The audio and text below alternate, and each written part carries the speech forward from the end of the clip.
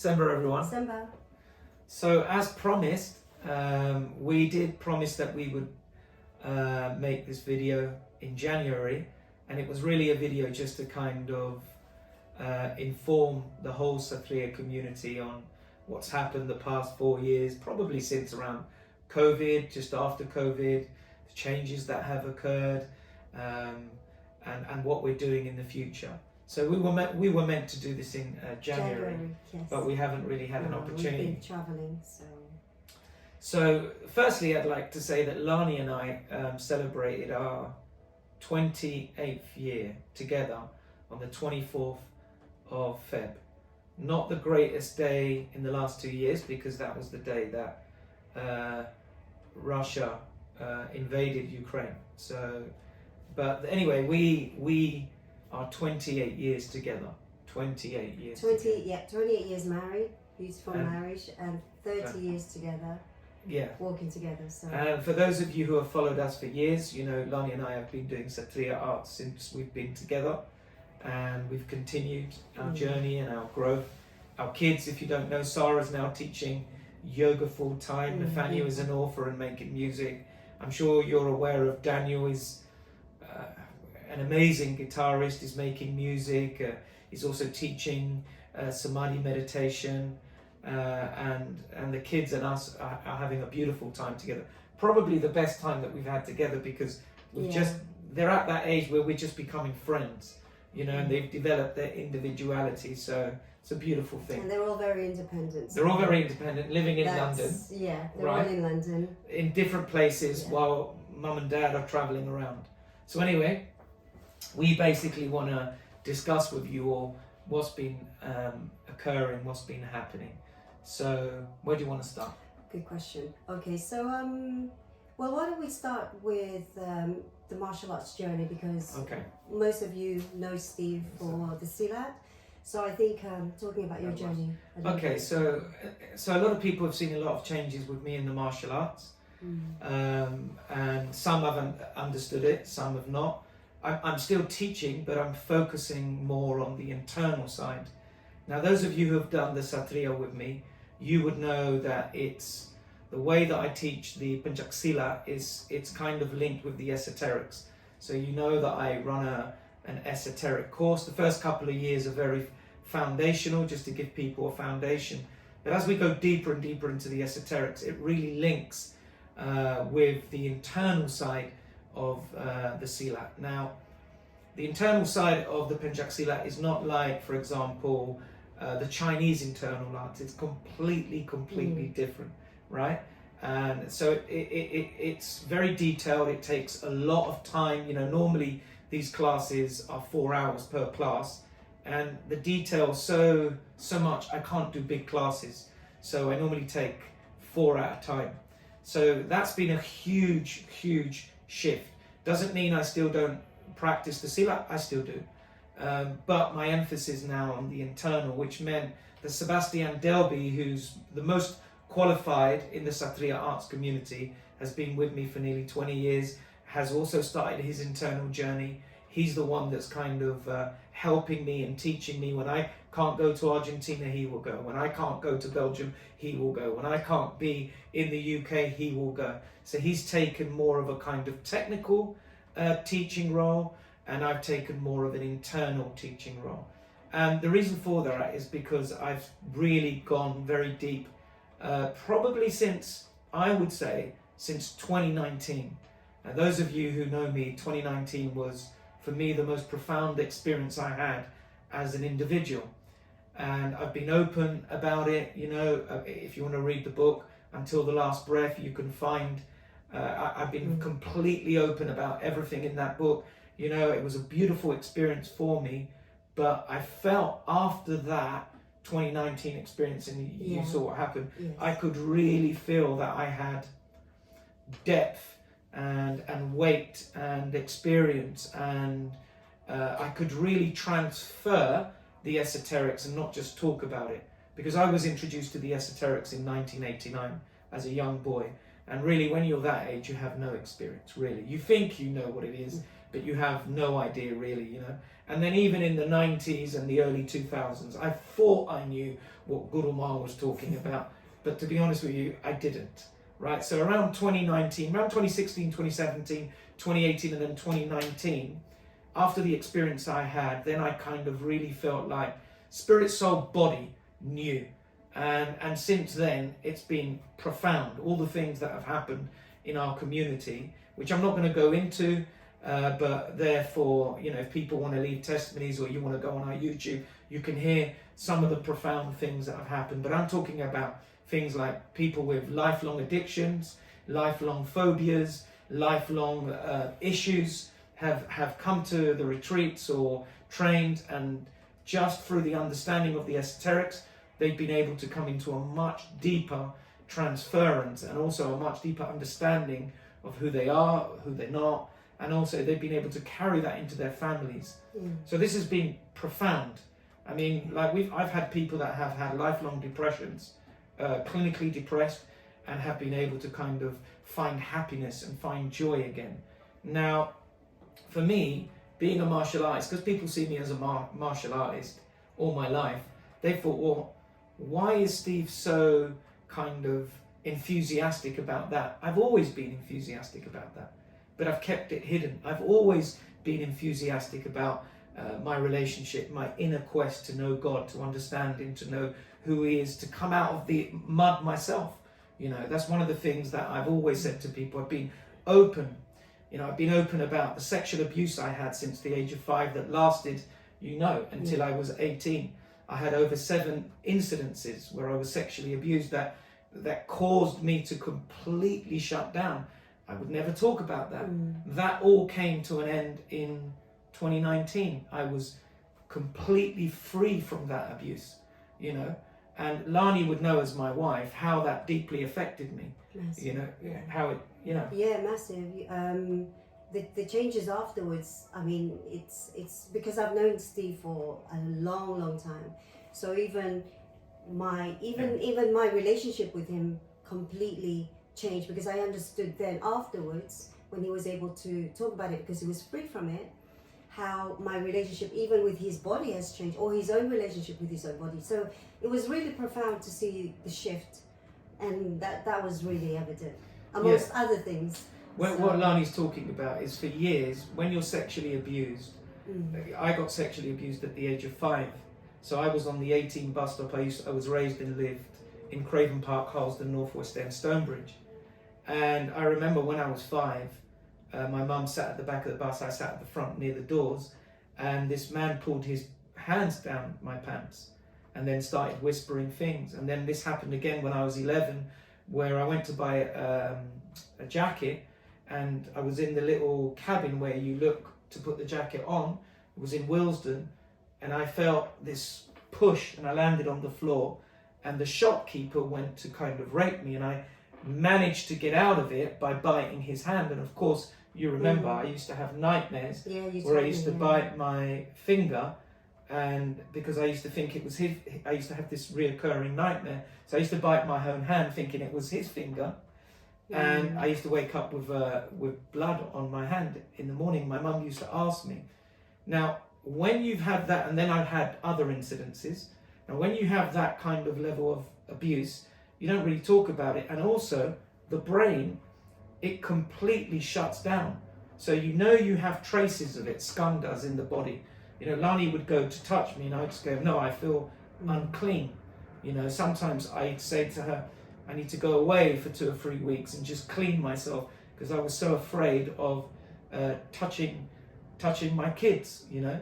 And this lasted for years, and people used to say to me a lot often, hey Steve, why are you so touchy to be around? You know, sometimes I go, you can't hug. And they were right, I couldn't hug. I couldn't open up. I couldn't be honest. And one of the things that I found is really profound is, when you are free from all of your past, everything that you've done, all the mistakes that you've made, everything that you've said, okay, once you are free, there is an end to it. There's a beginning of fear, there's a beginning of suffering, and you know the 4 Noble Truths of the Buddha. He says there is the beginning of suffering, there's the causation of suffering, and then there's an end to suffering. So for me in 2019, I came to the end of this heavy suffering in my life, you know, things that pounded me to the ground, things that you would never open up, things that you were ashamed of, you know. I remember when I was first introduced to MDMA, right? And one of the students gave it to me. And I remember taking it and feeling for the first time that I was like, you remember when I took it? I thought I was enlightened. You know, I took MDMA and it was the first time I felt that I was loved. It was the first time, and I remember hugging you for an hour. Do you remember? And holding you, and I thought, gosh, MDMA, that must be the answer to everything, you know? So, and it wasn't. Of course it's not. Drugs are never not, you know? But that's how deep I was searching for answers. So, you know, she saw this struggle. I mean, I wouldn't open these things up. I remember I was so ashamed to open these things up. I was so afraid to open these things up. It's traumatic, isn't it? It was very traumatic. And you know what? I've even had people, as you know, over the years, try to emotionally blackmail me, right? About this, thinking that I'm afraid of my past. And, you know, I've said to people very lovingly, guys, you know, we all make mistakes. But if people think I'm afraid of my past, you've got something, because I'm also speaking to some of you guys who have been very cowardly because you've wanted to come into the school, you haven't got what you wanted. You know the ones that have come in and stolen things. I'm not going to call you out because, look, I'm not going to call you out. You know who you are. I can, but I won't, because I lived in fear. I lived in fear. I know what it's like to live in fear, guilt, and shame. I know what it's like to hide.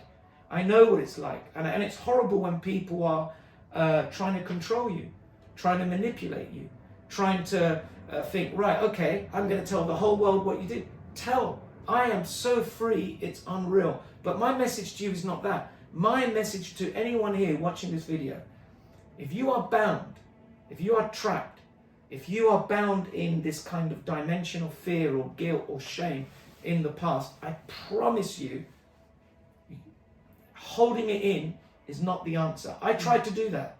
You know, in my culture as a man, you don't show weakness.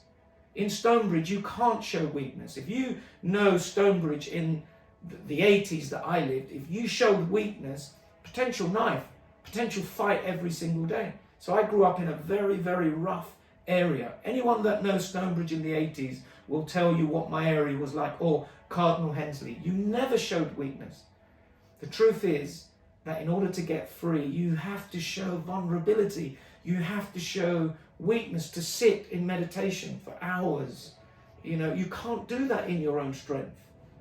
You can't. You know, one of the students asked me, Francesco, he said to me, he said, Steve, why did it take you so long? You met Guru Ma in 1989. And I said, do you want to know the real reason it took me so long?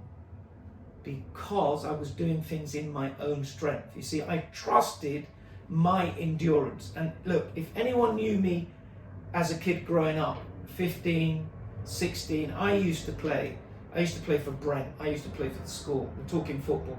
I used to play for Brentford on a Saturday. And then I used to do full contact on a Sunday, plus going to school. And this was going on. If anyone knew me, they'll tell you the endurance I had. You know, I wasn't the most gifted person. I wasn't the smartest person either. I wasn't really great at anything. But the one thing I had is I had endurance. You know, I could last. You've seen my endurance. Yeah, we used to call you Iron Will. Iron Will. But in fact, in the path of esoterics, Guru Ma used to say to me, she used to throw this text at me, she used to say, unless you yield, you will never find the life within. And that life within is the light within. And that light within is the liberation power that takes you from light to light. That the Buddha spoke of, that Yeshua spoke of, that all the esoteric teachers spoke of. And I would have moments of it. But I could never really trust it fully. Why? Because you can't see it. So I trusted my own strength.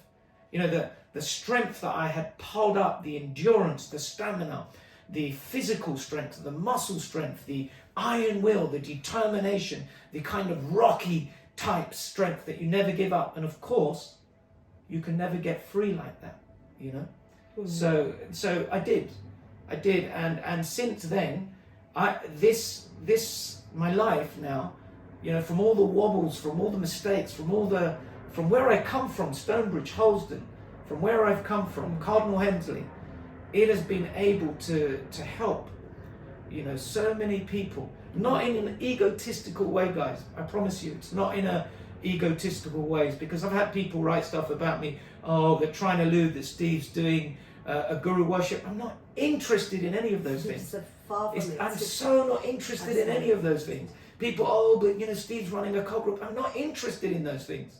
You know, I'm not interested. Literally now, I've just come from helping an Indian lady, trying to help her for 8 years. I've been treating her. I'm not interested. But what I am interested in is people learning properly, people learning the Silat properly. I'm interested in people doing the esoterics properly. And I'm interested in families restoring, people coming back to health, body, soul, and spirit. That's what I'm interested in. And that's what we're seeing in the esoterics. We're seeing it in our Kshatriya arts. We're seeing it in the Kumbangan. We're seeing it in the yoga. And we're seeing it all over the world. That's what's happening in Kshatriya community. And I am excited. You know, I'm 54 years of age, going to be 55, and I'm excited. I am excited. But the excitement's not come from we're doing a good thing. The life has come from, I was so bound, guys. You have to understand, I was suffering deep within. 2019, bam! And I want to share that with everyone. And look, I want to talk about something else. This is something that's been on my heart. This is martial artist to martial artist now. I came from a fight background. I came from a fight neighborhood. Those of you who knew me at East West Studios, those of you who know me now, those of you who are going to know me in the future, it's always been the same. Jurus, Sasaran, Jurus, Jurusan, Sasaran. We've always had, you learn the Silat, you then apply it, but then we have to spar. Have to spar. Now for me, this is, I've got a lot of friends in the internal martial arts. And I always say to them, guys, you need to spar. And a lot of guys that come and train Silat, you might as well just teach yoga and be free from this fear that you have of being a good fighter. Okay? Now I know most of you suffer with that. I know why you come and go, because most of you, when I start applying the sparring, you never turn up, some of you. Right? And you have to spar. If you look at Warner in America, who leads America, he's a little Indonesian guy, he did 5 Silat systems before he met me. He's not the biggest guy, he's approaching, what is he, 45, 46? Yes, thin guy. Mid-40s. Yeah, mid-40s, and now he's sparring. He never came from a sparring background like I can. And the way that I do the sparring is so beautiful. I prepare your endurance, I prepare your technique, it's bit by bit, line by line, precept upon precept, until you can go, until the fear of fighting has been dissolved in you. And I would say to any martial artist, you have to spar. So you have to do jurus, you have to do jurusan, and you have to do sasaran. If you can't, then just teach, and don't set yourself up to be this kind of amazing fighter. Don't do it. Don't set yourself up. The other thing I want to say to you is this. In the understanding of the Silat internal martial arts, it's not like Chinese martial arts, okay? You know that Guru Ma always teaches the body needs to return to the ground. Okay? But people don't understand that. They think it's ground fighting. They think that that's kuching, why, harimau, gurat, gurat, ular. It's not. What she means is that the body has this natural instinctive response. Natural. So for example, if I throw a ball, you go bang.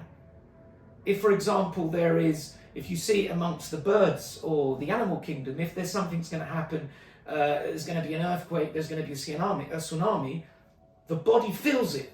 Okay, you see the body of the animals, right? Now the Indonesians call this rasa. Guru Ma broke it down in detail because of her understanding of the Upanishad, the Vedas, the Mahabharata, the Bible. She knew all the texts, the Tao Te Ching, she knew it all. So she would always say, Steve, look, although you've learned Kung Tao, it's too formulaic, it's too pattern orientated, it's too groomed, it's not natural enough. Slowly but surely, she would always say, Steve, trust the body's natural cosmic intelligence. So in our understanding at basic level, the natural cosmic intelligence of the body reacting, you have to trust the body. It knows what to do. Oh, but Steve, where does it say that? Well, look, think about it. When you're sick, what do? You lie down, and what do? You trust the body's natural immune system to heal you. You don't know if you're going to recover from COVID or recovered from a flu, but it knows what to do. Well, now, what happened to COVID, isn't it? During yeah, COVID, well, the earth knows what to do, right? So in the internal martial arts, the first understanding that you need to get is drop the body. Drop the body in Guru Ma's language means to drop the body to the ground, return to the ground, return to the resonance, to return to the natural resonance where the body instinctively knows what to do. Now, you can only get that. I'm not saying that's going to make you a brilliant fighter either. I'm not saying that's going to make you invincible, but it's going to give you a deeper understanding of what self-defense really is. Okay? And that's the first layer. Then, of course, we train the actual physical body in a certain way. Now, look, guys, if you're going to do Kshatriya arts, do it properly. That's all I say. To some of you guys that have come and gone, and then you're teaching your own version, look, I could expose you if I wanted to. You know, to some of the students that have come in through the back door, stolen some and blah, blah, set themselves up, I could, but I don't. I don't, because you have to live with your own karma. You have to live with your own fears. But what I am saying is you can. Look, do you remember how frightened you were of sparring? Oh, yeah. I didn't come into the martial arts to learn how to defend myself. I loved it because I loved motion and movement from a very young age. And I was always looking for a martial art that encompassed a dance, fluidity, philosophy, the beautiful side of the art, but then obviously coming into the martial arts and learning Kambangan is not enough. And so I had many fears. I had the fear, I remember being young, being punched in the stomach, and that was it. I thought, I hate fighting. And that trauma, I caved in, and I had no self-confidence. So Steve knew that about me, but he helped me along the way, and it took me 3 years to really, we would spar. He would spar with me, or he would throw me in. Gently. But I would cry all the time because if I got choked, it was like, my life. The holding on to life and the breath. It was very intense. Do you know why I'm talking about this? Because deep down, most of you guys that do internal martial arts, and I'm not talking about Chinese internal martial, I'm talking about the things that you're training. You know that you're only training them because you have fear. You have fear, and that fear has to dissolve, because fear turns into guilt. Guilt turns into shame, right? And that fear starts controlling your life. It starts controlling your thoughts. It permeates all over you. So you have to, the only way to deal with fear is firstly to bring it out into the open.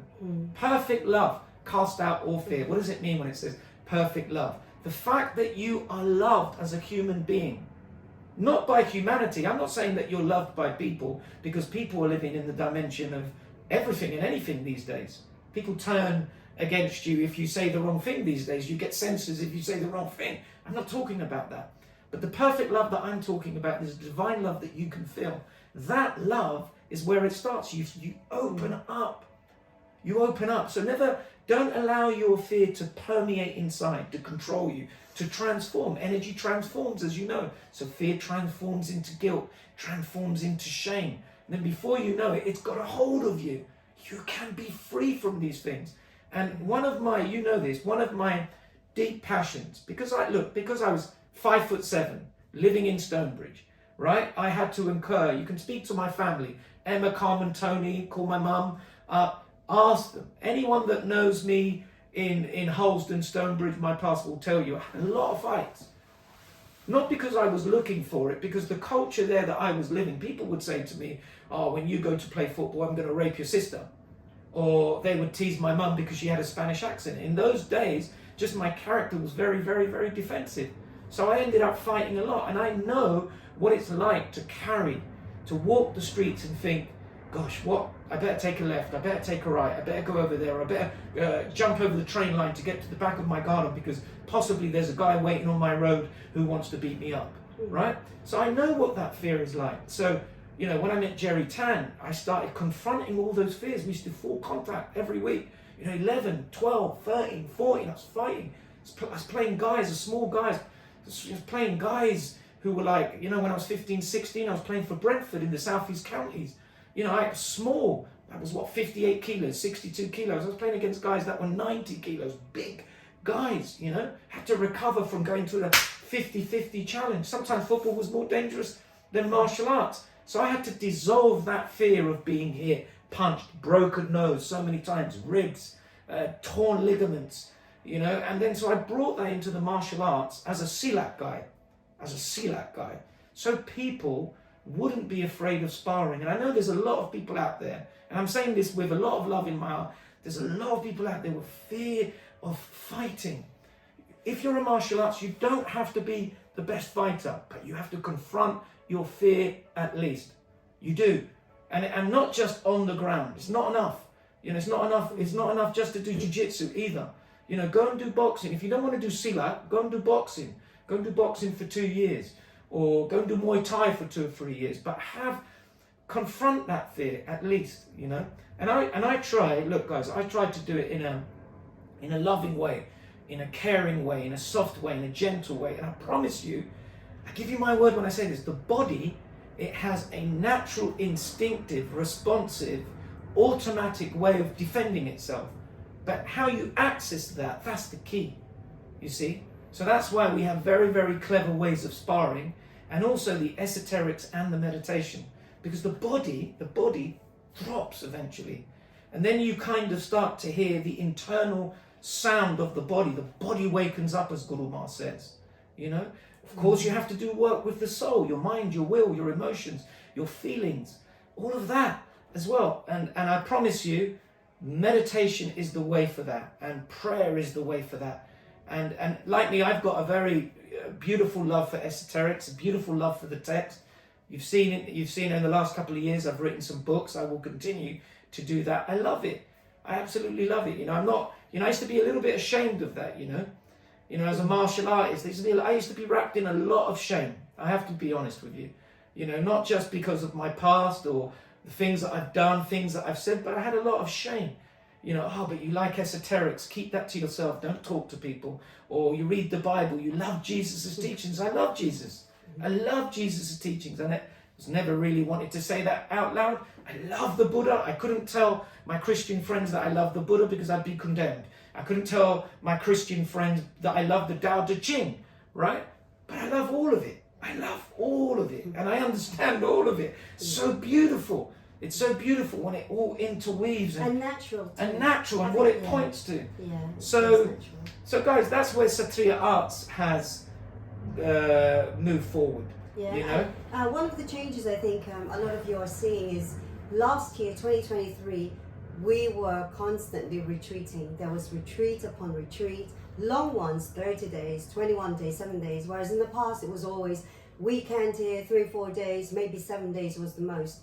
But we've had some long retreats. Long. And, you know... 40-day retreats. And and we're coming up to a 40 days retreat this summer. But the profound effects that just retreats are having on the community has been really remarkable, because I'm seeing the teachings that Guru Ma has always taught, and she's taught through Steve. It's really tangible. So it's all of the esoterics, all of the silat, all of the arts, the yoga, the meditation practice. It's the embodiment of it, and you see it manifesting in the retreats, which is, for me, it's been very profound last year to see, and even this year, and seeing people's changing. It's like Steve said, you know, even there we have a few students who have had depression, like long-term depressions. And now seeing them happy, joyful, it's unbelievable. So everyone's obviously being affected. You see a lot of testimonies. Well, you know, in Germany, Jan Andela, if you remember, yes. Jan, again, look, Jan's not ashamed of anything. We're not ashamed of anything. He's our representative we're free. In Germany. He's our representative. You might remember him 7-8 years ago as a skinny little guy, very young. This guy had social anxiety, wouldn't speak to people, wouldn't talk to people, used to be afraid to speak to me. Now, if you see his life, how confident, how lovely, how warm, how caring, how open he's become. And also, I had one of the English guys, right, who's a very, very fit guy. He's a PT, very strong, also from my old background, but he was from Shepherd's Bush, Northwest. I invited him to a kind of senior training. I said, look, just come along. And this guy had done like 7-8 years weight training, had done some motion and movement, had done some silat. And I partnered him with Jan, who he thought was just this German skinny guy, right? I promise you, so just bang, throwing him all over the place. And then Jan said to me, man, he felt like a piece of paper, right? So it's amazing how Jan Andler in Germany, we got Timo in Germany as well, and they've done a great job. But Jan Andler is the head of Germany if you want to learn Silat in Germany. This guy, you should see his martial arts now. Not only that, the craft that he's making, the kris, the krambits, the knives, and how his life has changed. So if you do know Jan Andler, and I'm sure you do, he's been amazing. Or if you do know Warner in the US, he's the head of the US, look at their changes. Sebastian Delby, you've known for years. Joe in Belgium, Francesco, look at his martial arts, although Francesco's working in a women's prison now, and he's doing meditation there and helping so many people. Lucho's doing amazing as well. So if you look at, how many instructors have we got worldwide? I mean, there's about 70 worldwide. Yeah, but a little bit more really. We do have quite a lot on the online course who are trainee instructors. Some of them have got small groups now, doing workshops and things like that. So, but in terms of official ones, maybe about 50 or 60 solid ones with schools. But then you've got your smaller groups as well, which the Satori Online has been phenomenal. I mean, if we look at Mike, for example, Mike Cameron in Taiwan, and Mark, his student, their Silat has really, really, really improved. So even the online stuff is really, really working, the transference and your ability to teach it online. See, guys, that's another thing I wanted to say. Look, we've had some people steal stuff. Oh yeah, this is something I wanted to do. We've had some people steal things, right? So that's why I've gone full-time live. So I teach the Kumbangan full-time live, I teach the esoterics full-time live, I do all the Silat teaching live, I do it live. The online course, the Satir online course is there, but the internal side, I just do it live, face-to-face to people that I trust, people that I love, people that I've walked with properly. I don't do the internal, there's no online internal, the real deep online stuff, I don't do that. I do that live. And I'm going eventually all live because I don't want people just grabbing and then teaching, and then 2 or 3 years down the line they're calling it something else, or they're just teaching something that's contrary to what I'm really doing. And look, guys, I know that we live in a culture. I know that the material world, I know that money, I know, you don't think I know what raising 3 kids. When East West Studios, after 7 years that we held it, we had 28 grand debts, okay? 28 grand debts. Who do you think paid them all off? I had to work 7 days a week. I don't look at my past. I'm not in any regret of it, but I'm just saying, I know how important money is. I know what it's like to raise 3 kids, all right, in London, and have 27, 28 grand debts, and work 7 days a week to pay that off. I know these things, and keep going. So I know, but if you're going to learn something, do it properly. Do it properly. I traveled to Indonesia many, many years. Even Batrul Sli system, his internal system, it took me 11 years of going back, going forward, going back, going forward to learn it properly, right? We have a proper whole system. If you're going to come, do it properly and be patient. Don't just, oh Steve, can I learn the krambit? Oh Steve, can I just learn the internal side? Oh Steve, can I learn the kris? Okay, it's different if you're 60 or 50 and you're asking me, hey Steve, can I learn the internal side? If you want to learn the esoterics, do it properly like everyone else is doing, like 90 people are doing every Sunday. Do it properly. Don't just take a section, because it connects. It connects with everything. Like the therapies that we do, unbelievable, but they connect with the esoterics. The esoterics connect with the Silat. The Silat connects with the Kumbangan. It's a holistic, beautiful system that's interwoven, interconnected, and it's taken us years. It's taken us years to get to this point. So if you want to look, whoever it is, even for students, and I'm even talking to the guy who took our logo, right? I had a student who took our logo, who then wanted to sell it to me for 10 grand. Okay? And you know who you are. I'm not going to expose you, right? Was I hurt? Of course I was hurt. Of course we were hurt. You took us to court. Of course we were hurt. But look what I'm saying. I'm not going to expose you. I'm not going to do that. Because I know who you are. I know, and deeper than that, I know your fears. And if you trust me, I can help you. I can really help you overcome that fear that you have. And the way that you're looking at the world and me and Lani and at our school is through the lens of fear. But you don't see it. And I'm saying this with a lot of love for you. A lot of love. And it doesn't matter who sees this video, where you've been, what you've done. It doesn't matter. For me, fear is fear and love is love. And you can be liberated from everything. Look, I am a testimony of it. I'm a living testimony of coming out of all of that mud that I was in. And I tell the students every single day, guys, I'm the worst. I tell my family every day, I am the worst guy on the planet. Me, Steve Benitez, I'm the worst one. I tell my sister Emma, Tony, Carmen, I tell my mum all the time, I'm the worst. I'm the worst of all. If me, Steve, can come out of the shit that I was in, the stench that I was in, so can any human being on the planet. And with that, I'm going to end this video.